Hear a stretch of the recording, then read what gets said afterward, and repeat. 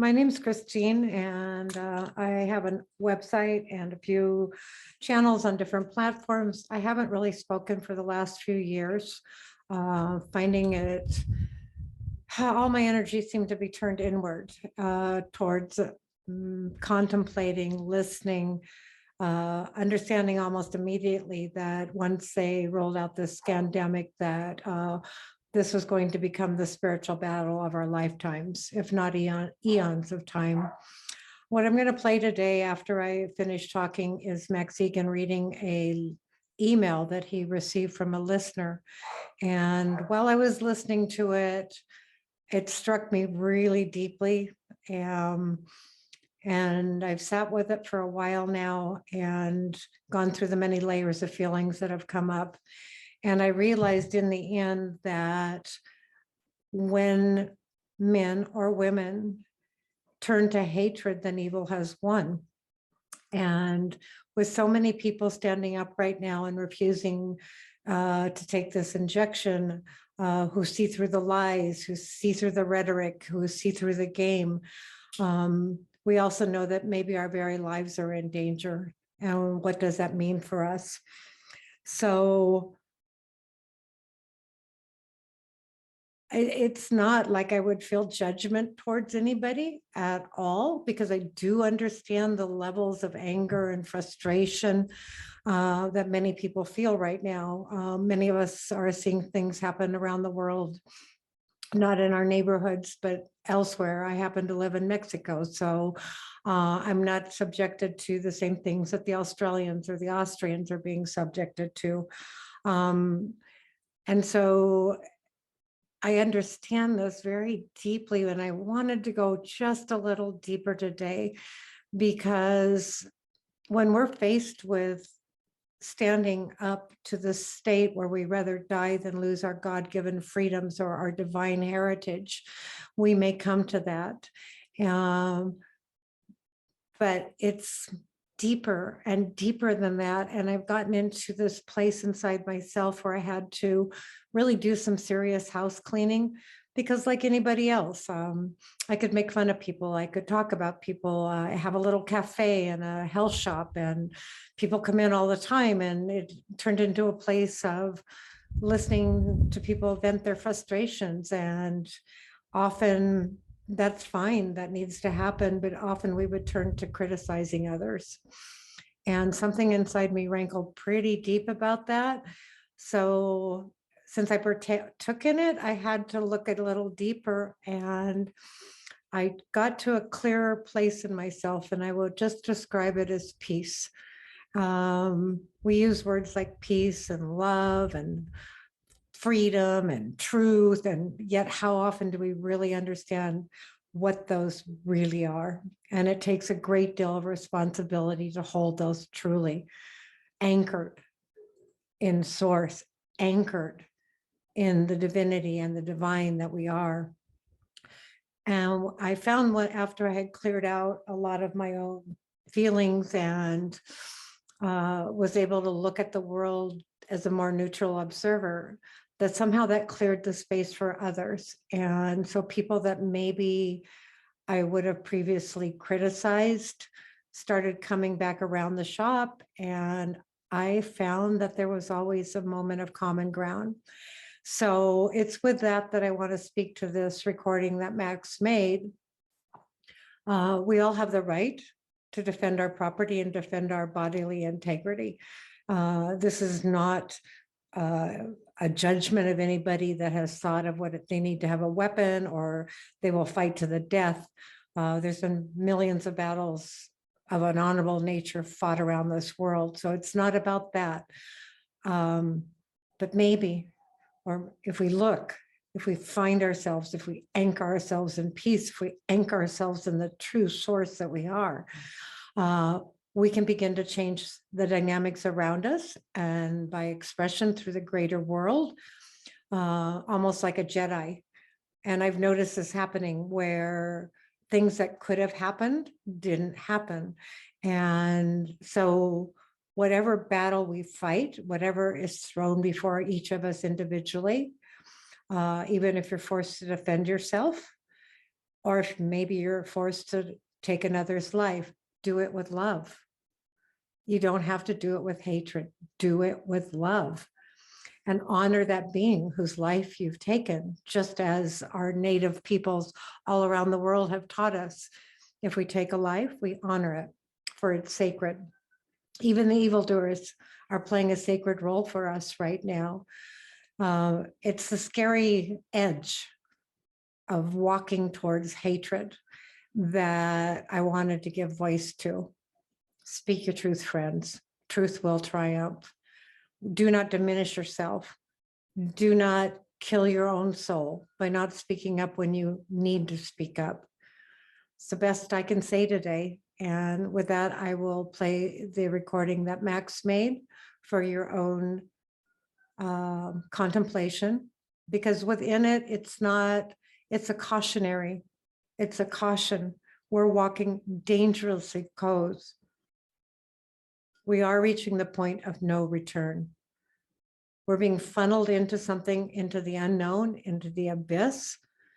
And there's no one out there on the planet right now inhabiting a human form that knows what's going to happen after we make that passage. But you can't take anything with you. You can't take the past with you.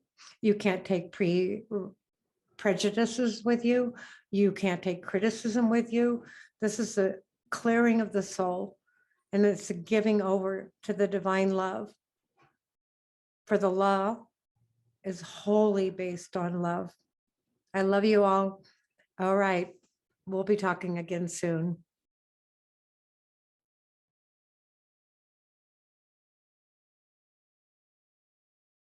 The most terrifying force of death comes from the hands of men who wanted to be left alone. They try so very hard to mind their own business and provide for themselves and those they love.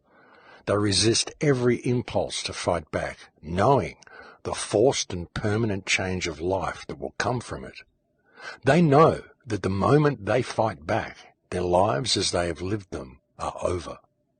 The moment men who wanted to be left alone are forced to fight back, it is a form of suicide. They are literally killing off who they used to be, which is why, when forced to take up violence, these men who wanted to be left alone fight with an unholy vengeance against those who murdered their former lives. They fight with raw hate and a drive that cannot be fathomed by those who are merely play-acting at politics and terror.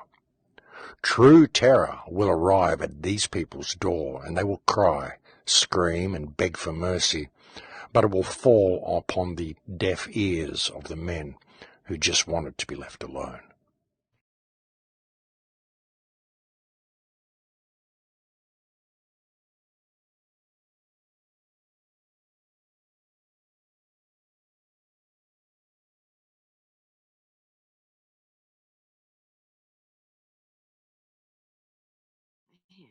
Okay, let's see where we go.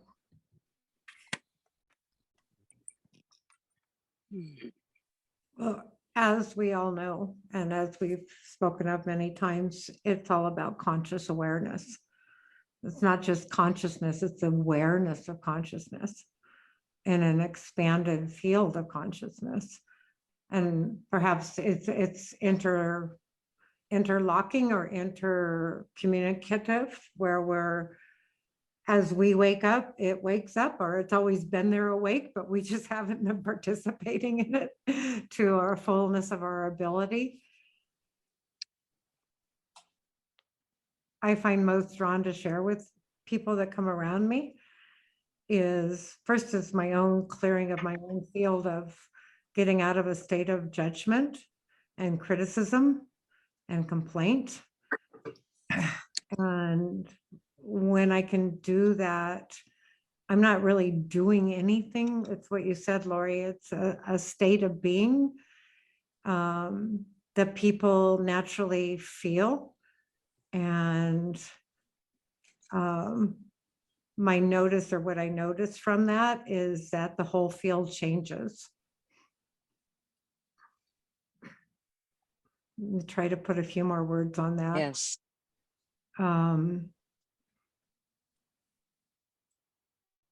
it's like the woman who's deathly afraid of getting COVID and it wears double masks and is triple jabbed and, you know, didn't come out of her house for 2 years, came into the shop the other day. Oh my goodness. And it was hilarious. I mean, it was beautifully hilarious. Because at the end of the encounter and the talk, she kept like picking the mask off, you know, like trying to express herself. And the very end ended up no mask, hugging me. And I was Wow. like, Oh, wow. I know. And I was like, I was like such an affirmation because she carries every single characteristic that I was struggling against over the past 2 years, including, I mean, I won't even go into the details of her, but she liberal and you kind of get the whole picture, academia, you know, Mm. trying to make They it. are the worst off because I mean the programming is so incredible. I know. With That's it. But somehow, by not holding any judgment within our rejection, Mhm. it broke through a layer where she naturally responded and she truly needed to be held. She's been so afraid. Yeah. So that was just a good affirmation for me of allowance, you know, just allowing and holding this space and not arguing against anybody.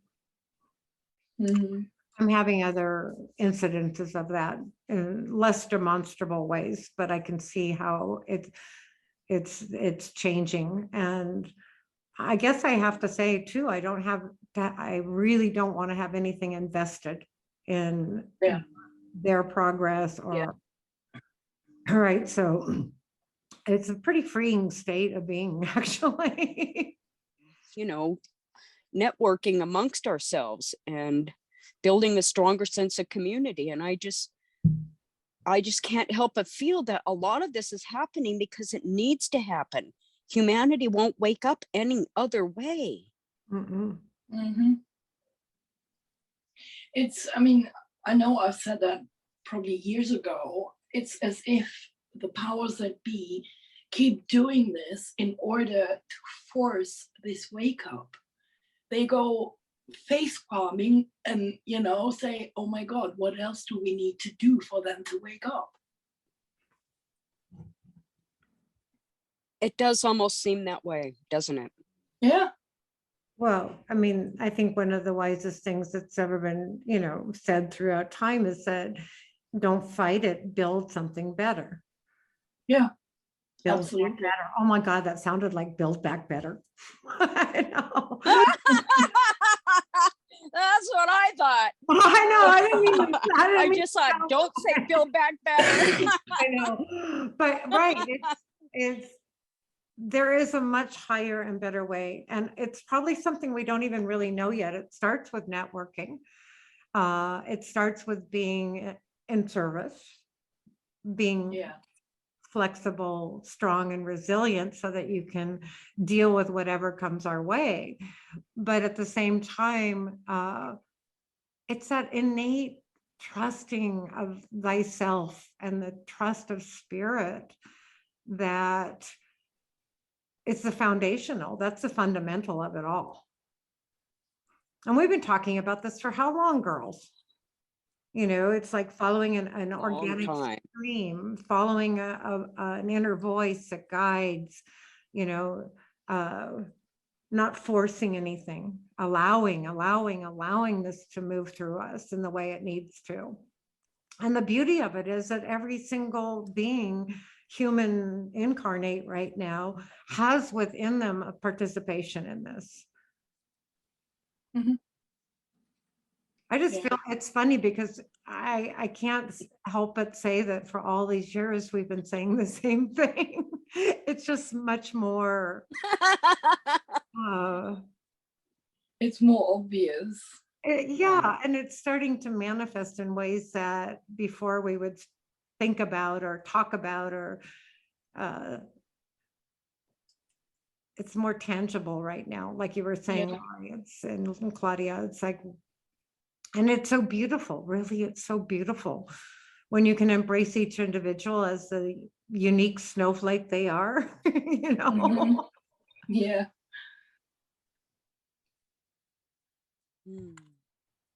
You know, we're on the cusp of a really big unknown because no matter how you slice it up, we really we can't visually see how this is all going to turn out. I mean, we're just like, I'm just embracing it every time I feel a little bit edgy in my body, you know, about not knowing.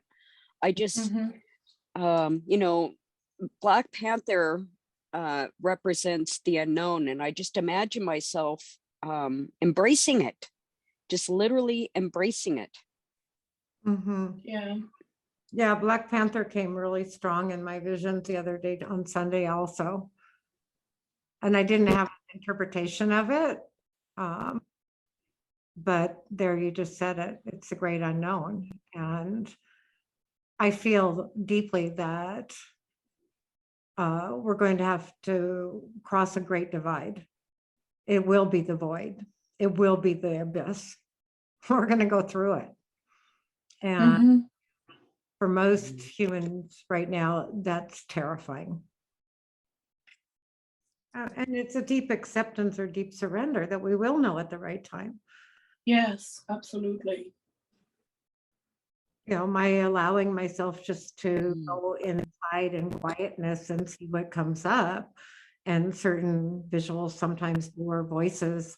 But yeah, there's a deep sense that, well, I want to say when we're both all talking that we're all in a continual state of preparation, really. Yeah. Mhm. It's Yeah. mm, it's not, it's our surrender to the greater, right? It's our surrender to the deepest spirit of, well, I mean, it's all the things we've studied. I mean, everything collides for me. Everything we've talked about over Mhm. all these years, right? Yeah. You know, plasma physics to the electric nature of our being, to the frequencies, to the core. Mhm. And the core to me is the quiet, still place. And so I can put that on any model, really, personal, anything. Mhm. Mhm.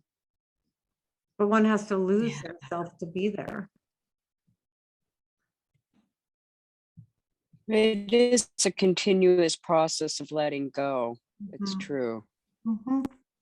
I often see, you know, like source or 0 point or the great void, you know, where everything is not yet manifest, that we circulate through that again and again and again.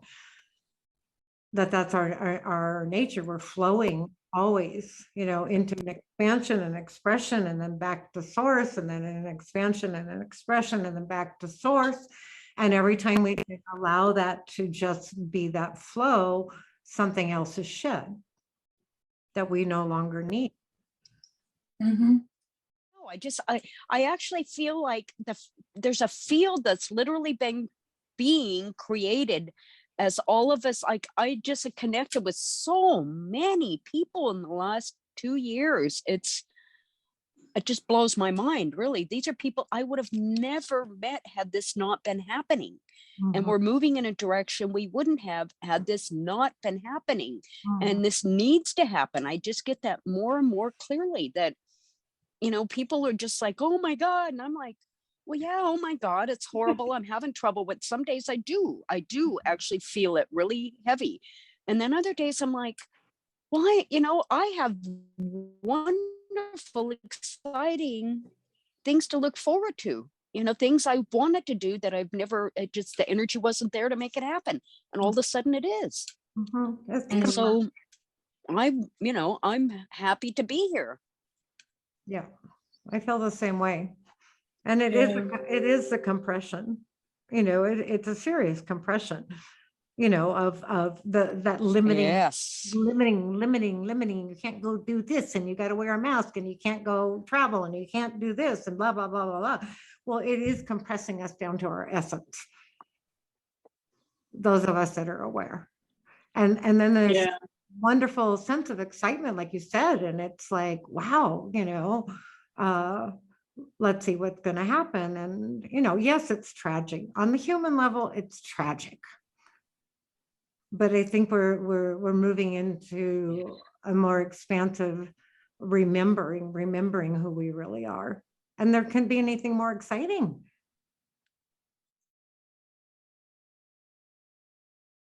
They can't win because, I've all said in my other metaphysical work, evil contains within it the seeds of its own destruction.